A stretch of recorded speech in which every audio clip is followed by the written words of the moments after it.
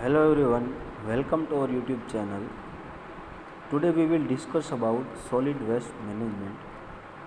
In this topic, first of all start with the introduction about solid waste management.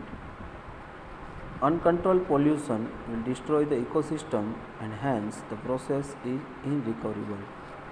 Uncontrol pollution આપણી જે ecosystem છે એને destroy કરે છે અને એને રિકવર કરવી એ પોસિબલ થઈ શકતી નથી. Hence the goal of solid waste management is to minimise hazards to environment due to indiscriminate disposal of solid waste.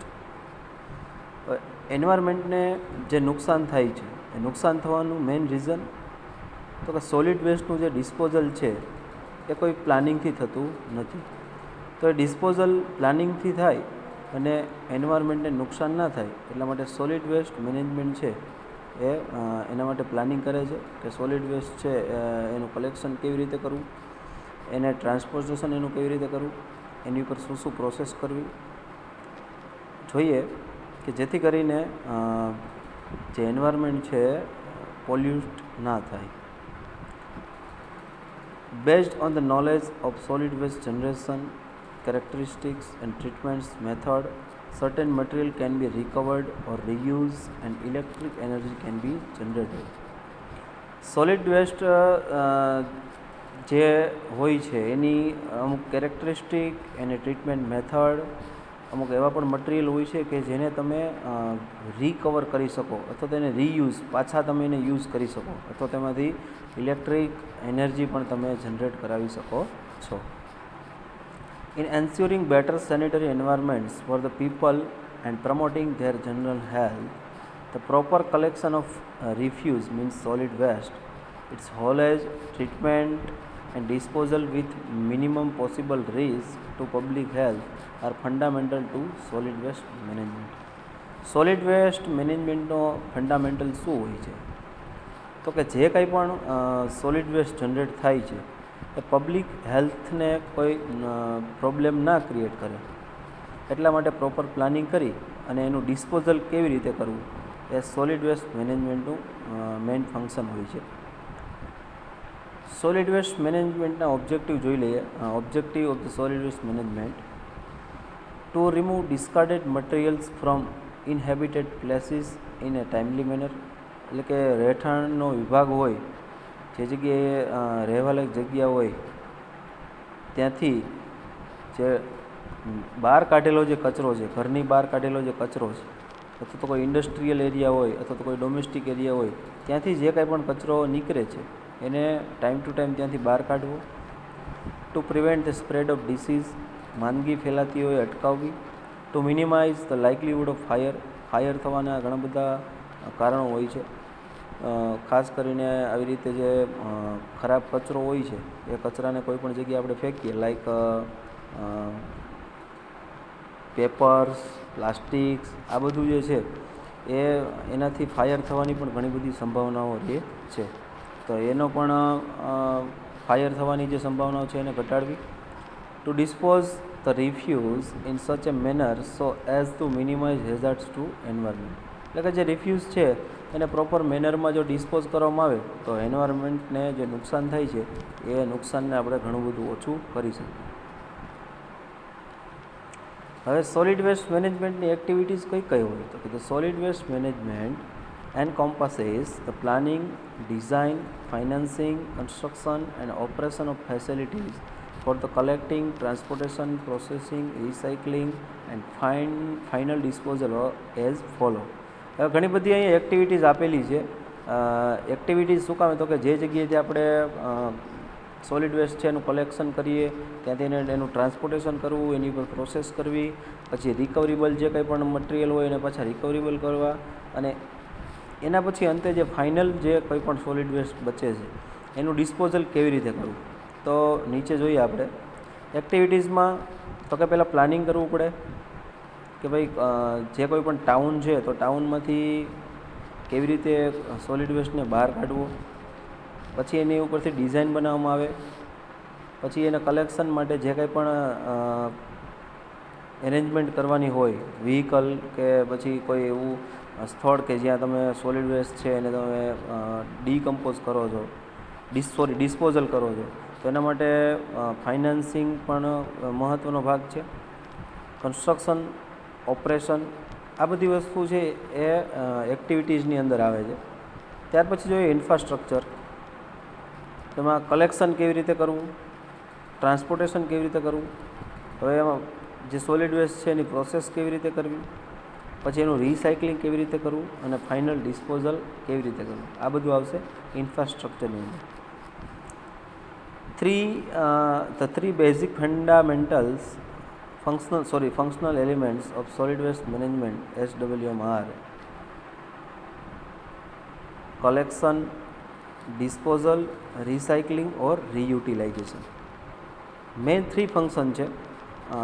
સૌથી પહેલું શું તો કે ભાઈ જે કચરો બહાર નીકળે છે તો એનું કલેક્શન કેવી રીતે કરવું, પછી એના પછી ડાયરેક્ટ તો કે હવે કલેક્શન થઈ ગયેલો જે કંઈ પણ સોલિડ વેસ્ટ છે એનું ડિસ્પોઝલ કેવી રીતે કરવું, અને ત્યાર પછી કોઈ એવા સોલિડ વેસ્ટ અથવા કોઈ એવો મટીરિયલ કે જેને તમે રિસાયકલ કરી શકો અથવા તો રીયુટિલાઇઝ કરી શકો એ કેવી રીતે કરવું. આ મેઇન 3 ફંક્શન હોય છે સોલિડ વેસ્ટ મેનેજમેન્ટના. હવે થોડું ક્લાસિફિકેશન જોઈ લઈએ. Classification of solid waste. The term solid waste includes all those solids and semi-solid materials that are discarded by a community. એટલે કે કોઈ પણ પ્રકારના સોલિડ અથવા સેમી સોલિડ મટીરિયલ કે જે કોમ્યુનિટી દ્વારા બહાર ફેંકવામાં આવે છે, that's called solid waste. The solid waste generated through domestic and commercial activities is classified as municipal solid waste and is also called refuse.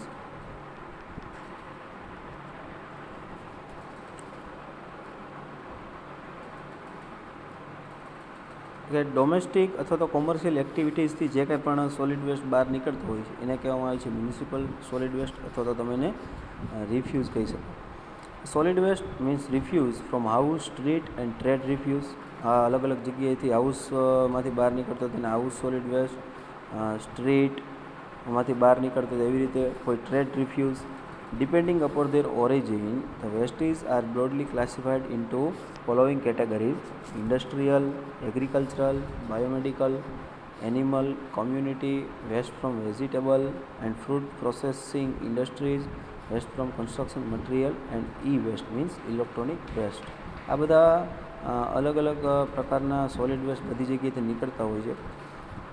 હવે જોઈએ typical solid waste management system. હવે એના ફંક્શનલ એલિમેન્ટ તો કે સૌથી પહેલાં શું હોય તો કે સોલિડ જે જનરેટ થાય એનું સ્ટોરેજ કેવી રીતે કરવું, સ્ટોરેજ થઈ ગયા પછી કલેક્શન કેવી રીતે કરવું. કલેક્શન થઈ જાય પછી ત્યાંથી એને ટ્રાન્સફર કરવામાં આવે બાય ટ્રાન્સપોર્ટેશન. પછી કોઈ સોલિડ વેસ્ટ એવું હોય કે જેની ઉપર કોઈ પ્રોસેસ કરવી પડે, સો લાઈક ઇન્સિનરેટરથી એનો ઇન્સિનરેટ કરવો પડે, અથવા તો ઘણો કચરો એવો હોય કે જેને તમે કમ્પોસ્ટિંગ કરી અને તમે ફર્ટિલાઇઝર પણ બનાવી શકો.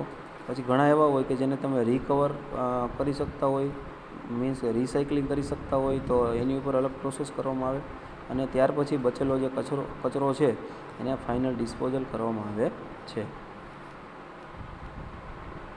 હવે waste management, solid waste management છે એની હાયરાર્કી આપેલી છે. એમાં બેસ્ટ ઓપ્શન અને વર્સ્ટ ઓપ્શન કયા તો કે ખાસ કરીને જોઈએ તો ડિસ્પોઝલ છે એને સૌથી વર્સ્ટ ઓપ્શનમાં નીચે આપેલું છે ડિસ્પોઝલ. તો પહેલાં ડિસ્પોઝલમાં ખાસ કરીને લેન્ડફિલ.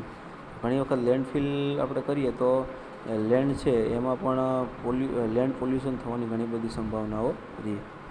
પછી એની ઉપર આપેલું છે એનર્જી રિકવરી એટલે કે ઇન્સિનરેશન. ઘણી વખત આપણે એનર્જી રિકવર કરવા માટે આપણે સોલિડ વેસ્ટને ઇન્સિનરેટ એટલે કે બાળીએ, એ પણ ખરાબ ઓપ્શન છે. એની પછી રિસાયકલિંગ, રીયુઝ, મિનિમાઇઝેશન અથવા તો પ્રિવેન્શન. એટલે કે બેસ્ટમાં બેસ્ટ ઓપ્શન છે પ્રિવેન્શન, એટલે કે રોકવું. બને ત્યાં સુધી સોલિડ વેસ્ટ જનરેટ જે થતું હોય બરાબર એને રોકવું જોઈએ. હવે જોઈએ quality and composition of solid waste. Quantity and composition of solid waste. કયા પ્રકારના સોલિડ વેસ્ટ હોય છે અને એની ક્વોન્ટિટી કેટલી હોય છે આપણે જોઈએ.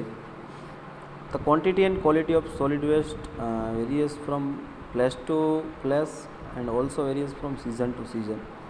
એટલે કે પ્લેસ ટુ પ્લેસ જે ક્વોન્ટિટી અને ક્વોલિટી સોલિડ વેસ્ટની અલગ અલગ હોય છે, અને સિઝન ટુ સિઝન પણ જે સોલિડ વેસ્ટ છે એની ક્વોલિટી અને ક્વોન્ટિટી અલગ અલગ હોય છે. The quantity and quality of reviews depend upon, હવે એ કેની ઉપર આધાર રાખે એ જોઈએ આપણે.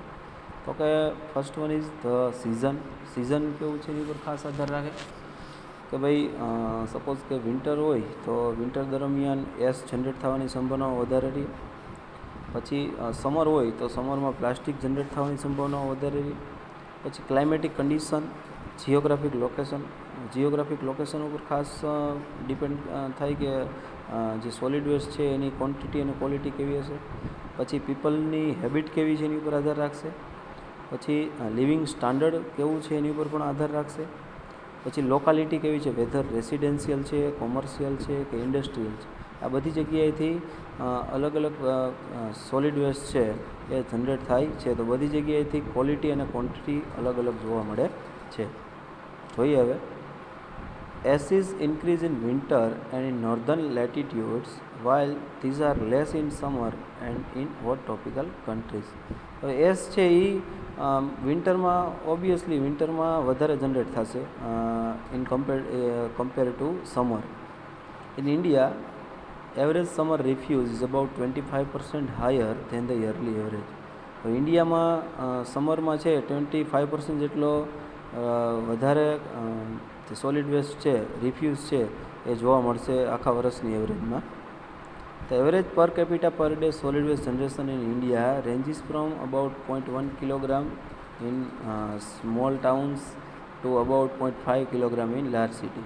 એટલે કે ઇન્ડિયાની અંદર પર કેપિટા જે સોલિડ વેસ્ટ જનરેટ થાય છે એ 0.1 કિલોગ્રામથી લઈ નાના ટાઉનમાં 0.1 કિલોગ્રામ, અને કોઈ બિગ સિટીઝ હોય તો 0.5 કિલોગ્રામ જેટલો સોલિડ વેસ્ટ જનરેટ થાય છે. The density of Indian refuse varies from 400 to 600 kg per meter cube. એટલે કે જે રિફ્યુઝ જનરેટ થયો હોય છે એની ડેન્સિટી એટલે ઘનતા કેટલી હોય છે ઇન્ડિયામાં 400થી 600 kilogram per metre cube. For example, the average per capita daily refuse production in USA is as high as about 2.8 kg, whereas the figure is only about 0.5 kg in India. એટલે કે બીજા કોઈ કન્ટ્રીની કમ્પેરિઝનમાં જોવા જઈએ તો યુએસએમાં પર કેપિટા પર ડે એટલે કે એક વ્યક્તિ એક દિવસમાં 2.8 કિલોગ્રામ જેટલો સોલિડ વેસ્ટ જનરેટ કરે છે. એની કમ્પેરિઝનમાં આપણે ઇન્ડિયામાં મેક્સિમમ 0.5 કિલોગ્રામ જેટલો સોલિડ વેસ્ટ છે એ જનરેટ થાય છે. હવે સોલિડ વેસ્ટ જે જનરેટ થાય છે એનું ડિસ્પોઝલ કેવી રીતે કરવામાં આવે છે? તો કે disposal of solid waste, refuse or solid waste can be finally disposed of by the following methods. First one is dumping. તો કેવી રીતે? તો કે ઓપન સ્પેસમાં ડમ્પ કરવામાં આવે. Open space, but garbage is not dump in open space. Garbage means કે fruit peels, કોઈ શાકભાજી કે ટૂંકમાં કિચનમાંથી જે કંઈ પણ વેસ્ટ નીકળતો હોય, જે ગાર્બેજની કેટેગરીમાં આવતો હોય, એને ઓપન ડમ્પ કરવામાં આવતા નથી. કારણ કે એ જ્યારે સડશે ત્યારે એમાંથી બેડ સ્મેલ છે એ ક્રિએટ થશે. એટલા માટે ગાર્બેજ છે એને ઓપન સ્પેસમાં ડમ્પ કરવામાં આવતા નથી. રબીશ છે એને તમે ઓપન સ્પેસમાં ડમ્પ કરી શકો, પણ કોઈ ટાઉનથી દૂર. દેન સેનિટરી લેન્ડફિલિંગમાં લેયરમાં એનું ડમ્પિંગ કરવામાં આવે છે. Dumped in layer and covered by good earth. એ 1 by 1 લેયર છે એને સારી એવી માટીથી એને કવર કરવામાં આવે છે. પ્રોડ્યુસ લેન્ડફિલ ગેસીસમાંથી લેન્ડફિલ ગેસ ક્રિએટ થાય છે. સિમ્પલ એન્ડ ઇકોનોમિકલ એકદમ પ્રોસેસ છે. એમાં કોઈ પ્લાન્ટની પણ જરૂરિયાત રહેતી નથી, કોઈ ઇક્વિપમેન્ટની જરૂરિયાત રહેતી નથી. And control leached by membrane. એટલે કે મેમ્બ્રેન વડે તમે લીચેડ જે થાય છે એને તમે કંટ્રોલ કરી શકો છો. શ્રેડિંગ એન્ડ પુલ્વરાઇઝેશન. આ મેથડની અંદર સૌથી પહેલાં જે કોઈ પણ સોલિડ વેસ્ટ હોય છે એને કટ કરવામાં આવે છે, ક્રશ કરવામાં આવે છે. આવું કરવાથી 40% જેટલું એનું વોલ્યુમ છે એ ઘટી જાય છે. Then use in production of fertiliser. પછી એનો તમે યુઝ છે એ ફર્ટિલાઇઝર બનાવવા માટે કરી શકો છો. Then composting. કમ્પોસ્ટિંગ એક મિકેનિકલ મેથડ છે જેમાં સ્લજ અને નાઇટ સોઇલ સાથે મિક્સ કરવામાં આવે છે, અને એવું કરવાથી ડીકમ્પોઝ બાય એક્શન ઓફ બેક્ટેરિયાની એક્શનથી એનું ડીકમ્પોઝિશન થાય છે. પછી એના માટે ઘણી બધી મેથડ્સ આપેલી છે. બાય ટ્રેન્ચ બનાવીને તમે કરી શકો, ઓપન વિન્ડો કરી શકો, અથવા તો મિકેનિકલ કમ્પોસ્ટિંગ એટલે કે ઇક્વિપમેન્ટનો યુઝ કરીને પણ તમે કમ્પોસ્ટિંગ કરી શકો છો. ધેન ઇન્સિનરેશન મીન્સ બાળવું. બર્નિંગ ઇન ઇન્સિનરેશન પ્લાન્ટમાં પહેલાં એને બાળવામાં આવે છે. Garbage from hospitals and industrial અને હોસ્પિટલમાંથી જે કંઈ પણ ગાર્બેજ નીકળતો હોય છે એને શું કરવામાં આવે છે, સૌથી પહેલાં બાળવામાં આવે છે. Then pyrolysis. In this method thermal volume reduction કરવામાં આવશે જે સોલિડ વેસ્ટ હોય એનું. હીટિંગ ઇન ક્લોઝ કન્ટેનરમાં એને પહેલાં હીટ આપવામાં આવશે. And then condensation reaction into gaseous, liquid and solid form. Condensation રિએક્શનથી 3 અલગ અલગ ફોર્મમાં સોલિડ વેસ્ટ જે છે એનું ડિવાઈડ કરવામાં આવે છે. Last one is dumping into C.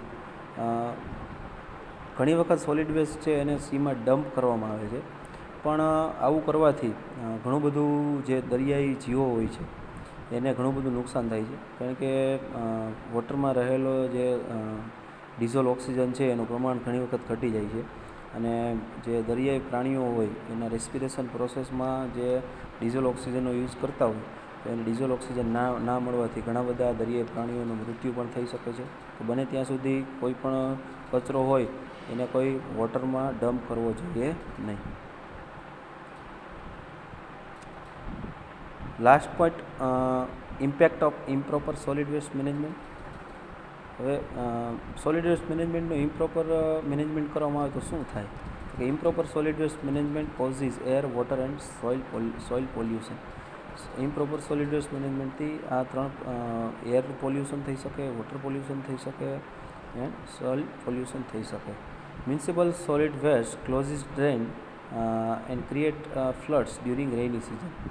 તો જો જે કંઈ પણ રિફ્યુઝ છે એનું તમે પ્રોપરલી પ્લાનિંગ ના કરવામાં આવે તો તમારી જે ક્લોઝ ડ્રેન હોય, તમારી સ્ટ્રીટમાં હોય, મેઇન ડ્રેન હોય એ રેઇની સિઝન દરમિયાન ક્લોઝ થવાની સંભાવના રહે, અને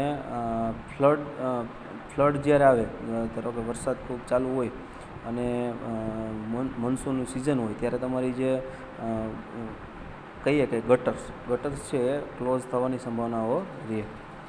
gases are generated from the decomposition of organic waste in landfill. ઘણી બધી વખત તમે જ્યારે